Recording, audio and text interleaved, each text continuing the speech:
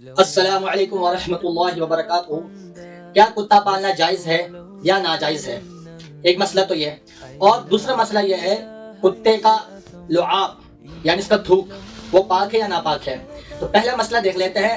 پہلی حدیث میں اللہ کے رسول نے ارشاد فرمایا، جو لوگ کتے پالتے ہیں یعنی جو لوگ جن کے گھروں میں کتے ہوتے ہیں ان گھروں میں رحمت کے فرشتے داخل نہیں ہوتے ہیں۔ ایک تو یہ حدیث۔ دوسری حدیث ہے کہ اللہ کے رسول نے فرمایا، جو لوگ شوقیہ کتا پالتے ہیں یعنی جنہیں شوق ہے کتا پالنا، ڈاگ لورز، وہ کتے پالتے ہیں مگر کھیتی باڑی کے لیے نہیں، شکاری کے لیے نہیں اور حفاظت کے لیے نہیں، اس کے علاوہ جو لوگ کتے پالتے ہیں تو ان کی نیکیوں میں سے، ان کے اعمال میں سے ایک قرات ہر روز کم ہوتا رہتا ہے، اور ایک قرات کم سے کم سمجھے 200 ملی گرام یعنی نیکیاں ان کے حصے سے جاتی رہتی ہیں جو لوگ کتے پالتے ہیں۔ یہ تو ہو گئی حدیث۔ اللہ کے رسول نے کتے پالنے سے منع فرمایا ہے، کیونکہ حضرت جبریل علیہ السلام ایک مرتبہ آپ کے حجرے مبارک میں نہیں داخل ہوئے، آپ بڑے پریشان ہوئے اور آپ سو گئے تو آپ نے خواب میں دیکھا کہ آپ کے پلنگ کے نیچے ایک کتے کا بچہ ہے۔ آپ نے اس کتے کا بچے کو ہٹایا تو حضرت جبریل آ گئے۔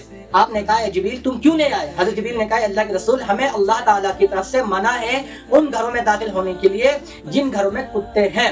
اب سوچئے، حضرت جبریل علیہ السلام جیسا فرشتہ جب داخل نہیں ہو سکا تو رحمت کے وہ فرشتے جو حضرت جبریل علیہ السلام سے بہت کم تر ہیں، ان کا کیا عالم ہوگا کہ جائز کب ہے؟ پہلے تو کتا پالنا ہی جائز نہیں ہے، ممانعت ہے، مگر شریعت میں کچھ لفظ رکھے، اللہ کے رسول نے اجازت بھی دی ہے۔ جن موقعوں پر ایک آدمی کی کھیتی ہے، اس کا کھیت ہے اس کے پاس، اب اس کی حفاظت کے لیے وہ کتا پالتا ہے، یا اسی طرح اس کے گھر میں ڈاکہ زنی یا چور یا اسی طرح کوئی بھی حملہ اس سے ہوتا ہے، اس نے اپنی حفاظت کے لیے کتا رکھا ہے، یا شکار، وہ شکاری ہے، وہ شکار کرتا ہے، اس نے کتا رکھا ہے، تو اس میں بھی یہ کنڈیشن ہے کہ اس کتے کو ایک الگ سے جگہ دی جائے گی جو گھر سے الگ مستقل ایک جگہ ہوگی، گھر میں نہیں۔ پھر گھر میں رہے گا تو فرشتے داخل نہیں ہوں گے رحمت کے، اور جب رحمت کے فرشتے داخل نہیں ہوں گے تو گھر میں کیا ہوگی؟ برکت نہیں ہوگی، پھر وبال پیدا ہوں گے، نحوستیں آئیں گی، پھر ساری چیزیں پیدا ہوں گی دھیرے دھیرے، پھر جھگڑے بھی ہوں گے، فساد بھی ہوں گے، اور مال میں کمی بھی ہوگی، بہت ساری چیزیں پھر اس میں ہوتی ہے۔